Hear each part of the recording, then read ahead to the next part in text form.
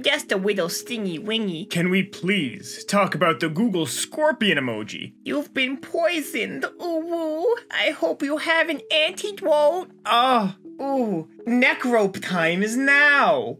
Why? Now we'll both drown, said the frog. Ooh, I'm sorry, said the scorpion. Oh god, these comments just make it worse. I love this. This is a terrible, terrible way to start a video. Hello everybody and welcome to Kalbus. My name is Lumo and today we'll be looking at r/Tumblr, a subreddit dedicated to that wacky little blogging site that Verizon drove into the ground. Let's just get right into it. Has anyone tried to see if chimpanzees or bonobos could be taught to fully master fire? This one guy did, and he was chained to a mountain to have an eagle eat his liver every day. Wait, what? What? Oh, I get it. I get it. The delivery of fire to man. It's funny. It's funny. Top comment though. The only reason humans have been the only animals to master fire is because everyone was too scared to give a lighter to a raccoon. My ape brain genuinely thought that it was like asking if we could teach monkeys to firebend. That's where I thought we were going with this. That's why I got confused by the mythology reference. That's why I asked for mythology books a couple of videos ago. It took me too long to realize it wasn't Avatar. I love my mother dearly, but ability-wise, she frightens me. Because not only can she find 24-leaf clovers within the span of like 2 minutes everywhere, she could also write her name with both hands on a dry erase board or whatever at the exact same time, and have both be a mirror image of one another. To add to this, I was making breakfast this morning and I hear, "Hey Milo, look who came to say hello." And I was expecting like a moth or a frog or something of that nature.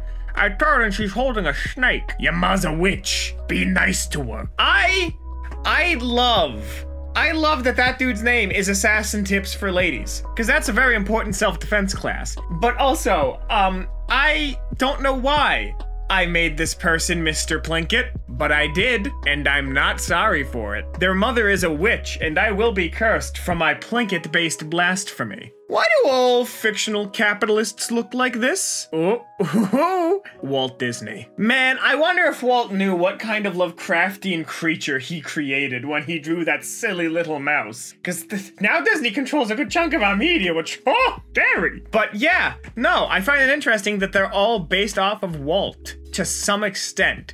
I feel like at a certain point the feedback loop becomes self-sustaining, but still, that's interesting. Also, Mr. House and Andrew Ryan were based off of the same person, but not Disney, it was Howard Hughes. Neat. My 4-year-old cousin is freaking out because he went to a restaurant and the forks had 3 prongs instead of 4. Every time someone said the word fork, she said, "No, it's a freak." I can't wait for this kid to be old enough to use Tumblr. Man, why would you ever want to expose anyone willingly to any social media?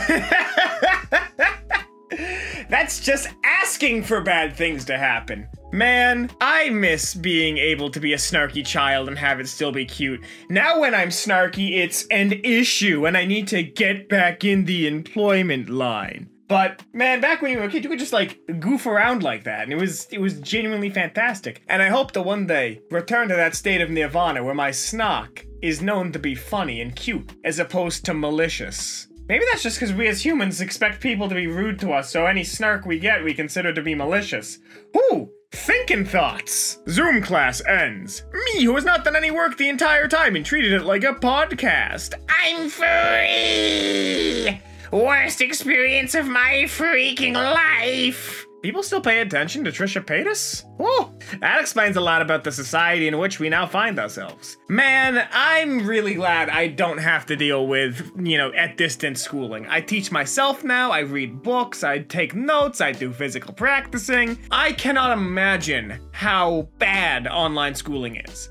I'm sure the teachers are trying very hard, but I can't imagine that it's a fully good experience for schooling, because you're not getting your socializing. I hope this all ends soon. Hey gang, I'm ordering $14 worth of soda and nothing else from my local Domino's. I'm thirsty. He better not frickin' have your orders in the oven. Matcha Kiwi, put your...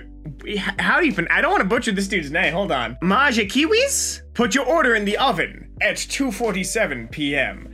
That's what you get, Victoria, for ordering just sodas from Domino's. You rude jerk.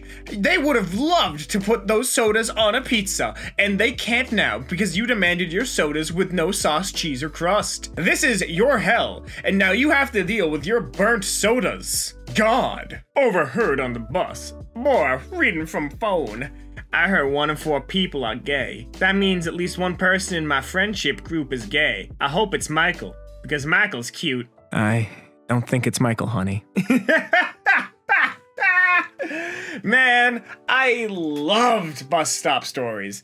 Granted, I tended to sit in the middle of the bus just because like the back was a little bit too rough for me. Because I was very light as a child. I would get launched into the roof. But I also didn't sit in the front because I wasn't that eager to get to school. But every morning, when I started going to high school, I had to wake up at 5 a.m. for my bus. You might notice a trend in my nocturnal patterns. But basically, I would sit down, and then maybe like 20 minutes into my route, a couple of girls would get on and sit in front of me, and I called them the garbage twins because they did nothing but gossip about boys, and they put on so much perfume that all of the smells mixed into one horrible smell that just felt like the backside of a Denny's after a bad shift at a senior center. It was awful. So please, cologne and perfume are good in moderation.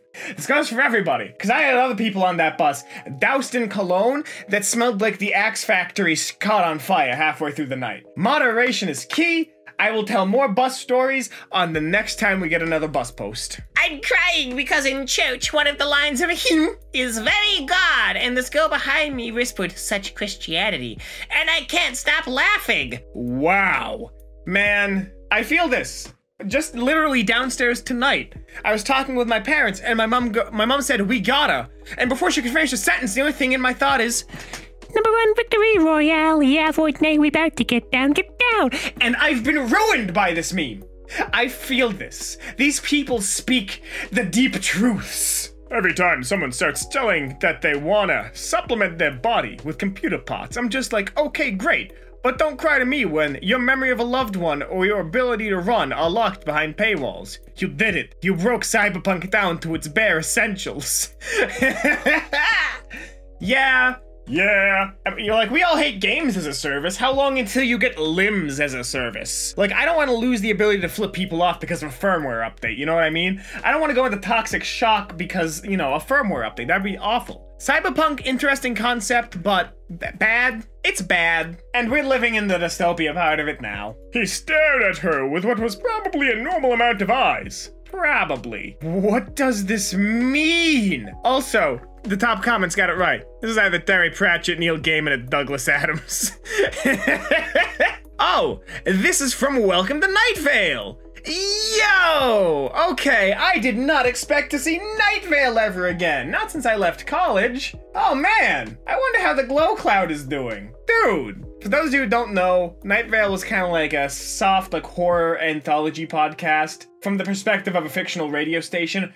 Really well done. Really fantastic. I would recommend Night Vale. Today I learned the most common national holiday around the world is independence from the British. How are you responsible for 65 Independence Days and think there's nothing wrong with your country? Hey, Gov, you got a license for that free thinking? Oh my god. Yeah, I got nothing else to add to this. This is like the highest quality joke. The British are the highest quality joke. Let's just move on. They lost to a bunch of dudes in the woods who hated tea taxes. Where do you want to be in 10 years? No alarms. This is the real dream.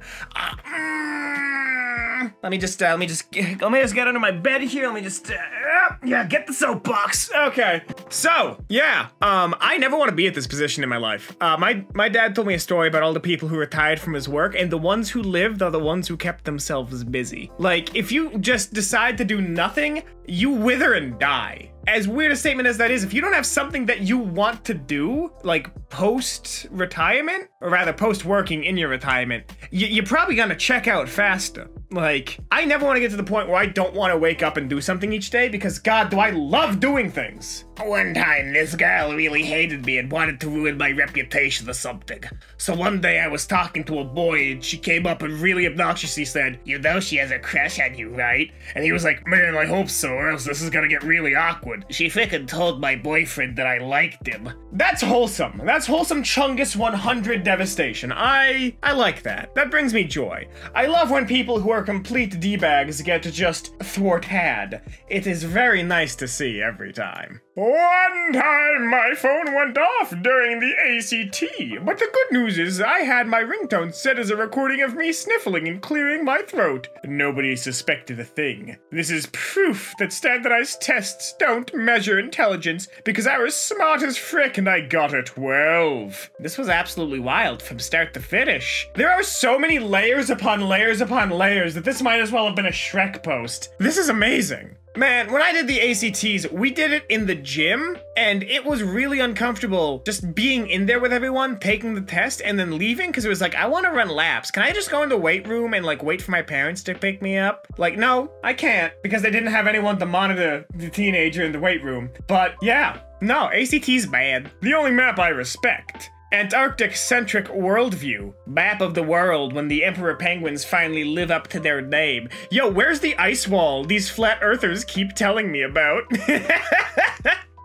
This is actually, I really like this. I actually really prefer this map because it gives us a genuine centralized point and there's no weird contest of like, oh, I'm in the west or I'm in the east, because that can vary. This is very clear on the map. You are in the southeastern quadrant. That is where you live now. And I like that a lot. I found this jam in a gift shop. It was raspberry, orange, and gooseberry. Do you know what they decided to name this beautiful thing? Traffic jam. They saw an opportunity and took it. I want to try the traffic jam. Man, it's been so long since I've had a jam on toast. It's one of life's simplest pleasures, and it's been so long. The other thing I got this downstairs is I got lemon and lime G-Sups, I got mango G-Sups, and I got dragon fruit G-Sups, and they just make the traffic light of stop and get some energy this morning, you absolute jerk. And it works every time. And that's all the time we have here today on Kalbus. If you like this, make sure to subscribe, leave a like, and maybe share it with a friend who could use some good old-fashioned reminiscing about tumblr.coms. If you want more r/Tumblr, there'll be another one popping up in just a couple of seconds, but until then, my name has been Lumo, and I hope to see you in the very next Kalbus video. Have a great rest of your day.